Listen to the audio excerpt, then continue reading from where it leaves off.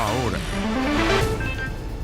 Vamos a Rancagua, el ingreso ya de Jorge Valdivia al centro penitenciario. Escuchamos a su abogada, Paula Vial. Presentación para dejar sin efecto aquello. La Corte se equivoca gravemente en el relato de los hechos y eso obviamente hace que su resolución sea o pueda ser, digamos, recurrida. En fin, vamos a analizar lo que vamos a hacer. O sea, que la Corte se equivoca. ¿Por qué dice eso, Paula?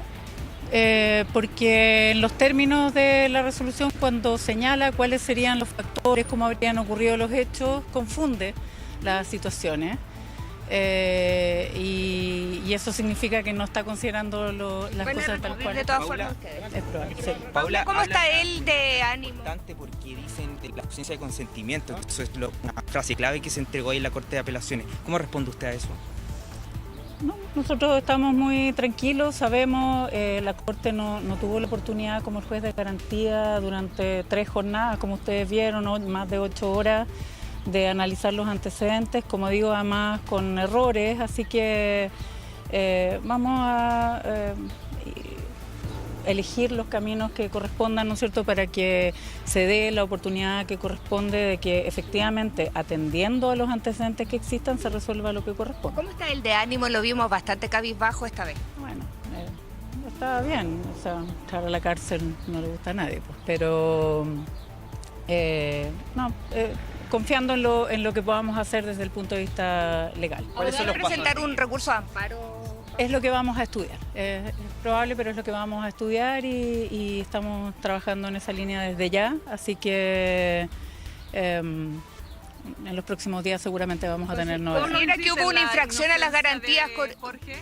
¿Considera que hubo una infracción a las garantías constitucionales en este fallo en particular? Desde el momento que considera situaciones inexistentes, ¿no es cierto?, que confunde los hechos, creo que la resolución tiene un problema grave, porque no está resolviendo en función de los antecedentes que realmente existen.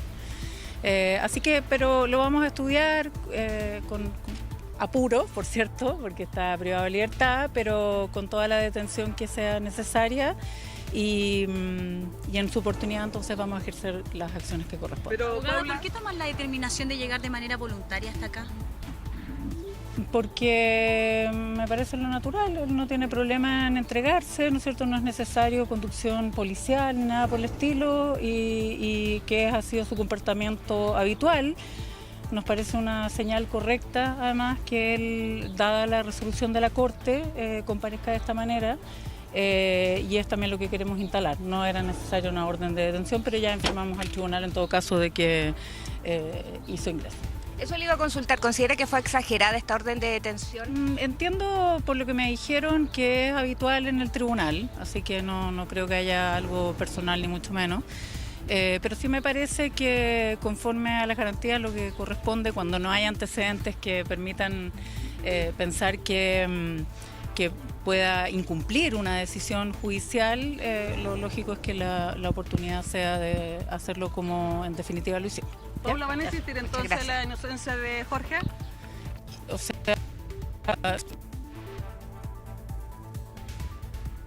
y creo que todos los antecedentes van en esa línea, así que todo nuestro trabajo es justamente en tratar de acreditar aquello y pese a estos resultados, ¿no es cierto?, estamos tranquilos. Perfecto. Ahí estaban las declaraciones de Paula Vial, defensora de Jorge Valdivia, quien llegó pasadas las 18:20 horas hasta la cárcel de Rancagua, acompañado de su abogada, una tercera persona, y además de Claudio Valdivia, su hermano, quien también lo acompañó en una primera instancia. Recordemos que la Corte de Apelaciones de Santiago dictó la revocación de su medida cautelar por considerarlo un peligro para la sociedad y dictaminó que debía ingresar nuevamente a este complejo penitenciario acá en la ciudad de Rancagua. Bien, ahí Leila Zapata en el centro penitenciario de Rancagua, claro, como nos contaba Leila, recapitulemos un poco, digamos, se emite esta orden de detención tras la definición del Tribunal de Alzada de establecer la prisión preventiva como cautelar en términos de las denuncias, 2 denuncias, distintos delitos que ha sido acusado y formalizado Jorge Valdivia.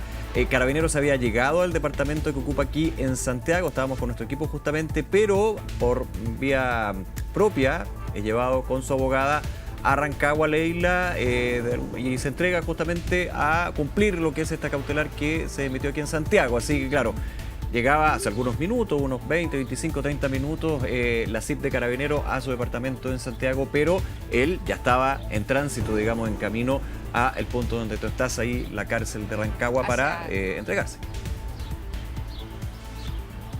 Así es, de hecho, la abogada, como la escuchábamos anteriormente, consideró que esta era una medida bastante exagerada por parte del tribunal porque señalan que ellos siempre han tenido la voluntad de colaborar con este procedimiento. También anticipó que va a estudiar la presentación de un recurso de amparo porque a su juicio esta resolución del Tribunal de Alzada capitalino infringe las normas constitucionales de su representado y de ahí que va a estudiar entonces recurrir esta medida cautelar a través de un recurso de amparo que también se va a presentar ante la Corte de Apelaciones de Santiago, en este caso que es la jurisdicción donde se ordena finalmente su prisión preventiva. Él llegó acompañado, como ya les decía, de Claudio Valdivia, su hermano, una tercera persona que la verdad desconocemos, y además de su abogada Paula Vial Renal, quien lo acompañó hasta acá, hasta la cárcel de Rancagua. Se le veía bastante cabizbajo, llegó vistiendo zapatillas, un buzo negro, una polera blanca, y las únicas pertenencias que ingresó fue una bolsa de papel